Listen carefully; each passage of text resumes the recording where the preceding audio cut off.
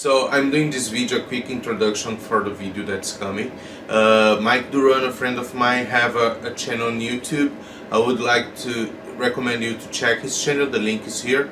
And subscribe on his channel. He's doing an amazing job with some reviews, and he shows how he builds his planes, and he shows also the collections and the people from our club, the number of planes they have, the history behind their history, right? So check out his channel and subscribe. He have done also an interview with me with the Ranger plane that you see right now. Bye. And just do some showing how you have it up here.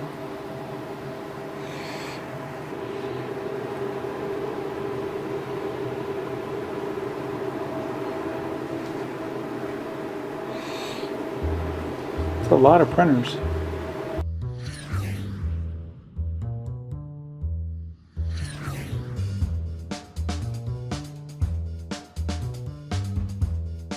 Welcome back to the channel. I'm here with a pilot, RC pilot that's been flying for a while. This is Marcio. Marcio, how long have you been flying airplanes? 3 years. Right 3 now. years. Yeah, I started with Butch in the club. Okay.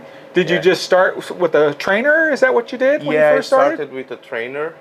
It was my first time, so Butch helped me, gave me the airplane name, and then I bought one. I lost one trainer actually. Oh my gosh! Yeah. Wow! And this was 3 years ago. So, and you got several planes now. I've noticed that you got several in your hangar, and you've kind of grown from just 3 years. Oh yeah. I have 5, 6 planes now. I had 7, but I lost a jet. Okay. ADF jet, and I like the warbirds a lot. I like the way they fly, right? The history behind them. So I moved it from the trainer to warbirds. This one fell a few times in the field. That's how you learn. Yeah. And then that's what I like. Like I have 6 of those, 6 or 7, and I'm really happy with the big flying planes, right? It's a dream. So he's been flying for 3 years, but he's also doing other things. You started off doing 3D printing.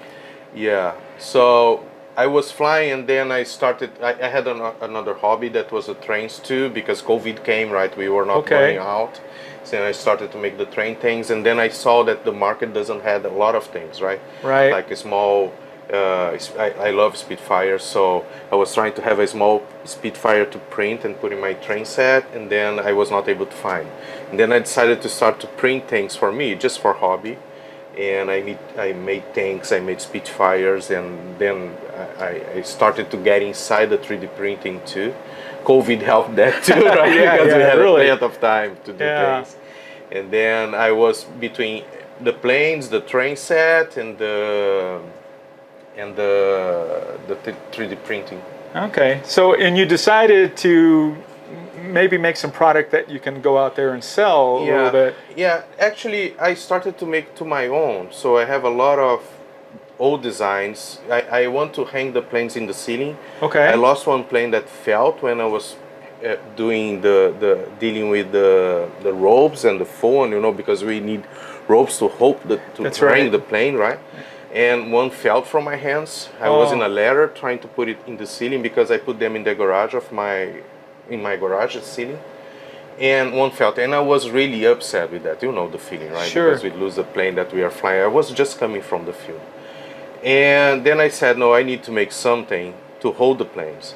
And then I had some FDM printers. I started with FDM. I made some supports in the FDM, but they were terrible. And they were weak, they could break easily. So I started making one-piece support. That was a support that was coming from here to here, and on each side. But then I adjusted to this plane, and then when I came to the other plane, it didn't work because it was another shape, right? And was scratching the planes too because it was without foam, without anything inside.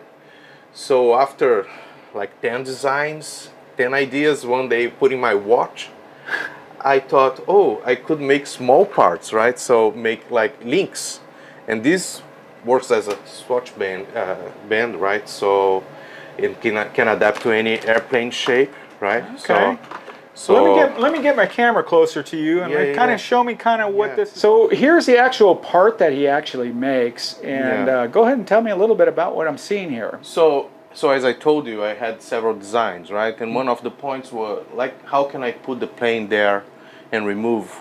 So I made this what I call top pin. That's something that holds the airplane in the ceiling adapter. So I made an adapter that is in the ceiling of the garage or anywhere you want. I made the links, but then because the airplanes are round, the airplanes would hit the link in the middle of the link, right, and could make a scratch in the plane. So I made those parts that are I call a bumper. So they take, if you see here, they take the airplane shape. So from one airplane to the other, the link have a different shape because it adapts to the airplane shape, and that doesn't create any scratch, doesn't make any mark in the plane. And See, you're able to rotate as well. When you it's on can the stand. you can let me put this here. So I have the one here below, so I cannot rotate a lot, but we can rotate. Wow. Right? And doesn't scratch. You can put one plane below the other one. Each of those supports hold 25 pounds. So I can hold a 50-pound airplane. So because each of those is 25, so I can hold a 50 pounds airplane on it. That I don't think anyone will be using for 50 pounds airplane. Anyway, and I can lower them. I have small extensions that I can use like this, and if I want, I can lower the whole set to a level, so I can use these even to work on my plane. Sorry, they are adapting to the new position. I can turn, I can work in the plane, I can lower more, I can raise, I can put one airplane sharing the same space for the wing, right? Let's say if I had one airplane there, I could lower and have the wing here between both. Okay. Right? And so it's a lot of possibilities with this support, and we started to make to myself to use in the planes, and after a while I thought that several people maybe have the same problem I had, right? Sure. So, and then we decided to sell, and of course we made several changes in the sport, but that's I think is a final product, and we are happy to be able to make something that's useful for someone, right? Like it's because we create, doing the creation, right, and printing and all this stuff, and developing a way to build the sport, and it's really nice to see something that was developed become a product, right? So this is a great product that you're making. I Yeah. kind of like this, that you're able to do this, and it's able to hold 50 pounds total, I would assume. Yeah, total, yeah. Because you got 25 on each of 25 them. on each, yeah. So you were flying for 3 years. Were you actually doing this at the same time that you started flying? Or? Yeah, I stopped to fly for a year, basically, right? Wow. People in the last time I went in the field. Yeah, was we like, weren't seeing you very much at the where's field. this guy? Yeah, and you were designing this product. Wow. And you've got a website where people can go and actually order? Yeah, it's hangitplane.com, so you can go there and see the product. I have one with the ceiling support, right? But if you have, and I have one without, because maybe you have a second plane and you don't need this. Okay. I have a full kit that comes with the extensions. That basically are those extensions that you can. Oh, so you can make it lower to whatever you have if you've got it on the ceiling. Yeah, and sometimes the plane is not like I need to raise one part of the plane, like a P-51. Okay. The tail is higher than the front part of the plane. Yeah. So normally you need one extension in the front to lower a bit the plane. And we have those mini links. I made those because on this plane, for example, if I don't have those, it will be too tight. Mm-hmm. So this give a bit of room to adapt to the plane shape without lower the plane a lot, right? This 2 to 3 inches, so it doesn't lower the plane a lot. So I'll make sure that in the description I'll have a link to the website where he's selling this product. And also, you've got a YouTube channel too that I can put a link on where you're showing. Yeah. The YouTube link, you have a link in the website. There is videos link there. All right. It's not YouTube because we cannot use the brand, right? I'm asking them to allow me to put a YouTube icon there. But yeah, you have a videos link there in the menu, and you can go to the YouTube channel. And talking with you for a little bit, you're planning on possibly doing other designs of different things because he's. I'll have to show you. I'll show you in a little bit. He's got a really beautiful setup here for 3D printing using resin printers. And he's got several machines that he's got in an enclosure where he's got all these machines running doing his design. So in the future, are you looking at doing other designs? I'm thinking to make a support to hold the plane vertically in the wall. Okay, yeah. With the wings, like one wing pointing up, another So one it's down. just flush up against the wall. Yeah, Okay. exactly. I think it would be nice for someone that have a big plane, maybe want to show in the living room, something Sure. like that, right? Yeah. So I'm thinking on it, maybe using the same support, but with a bracket that will, so the guy can move from here to the garage, but with a support for the wall to allow him to adjust the distance from the wall and turn the plane, right? So Okay.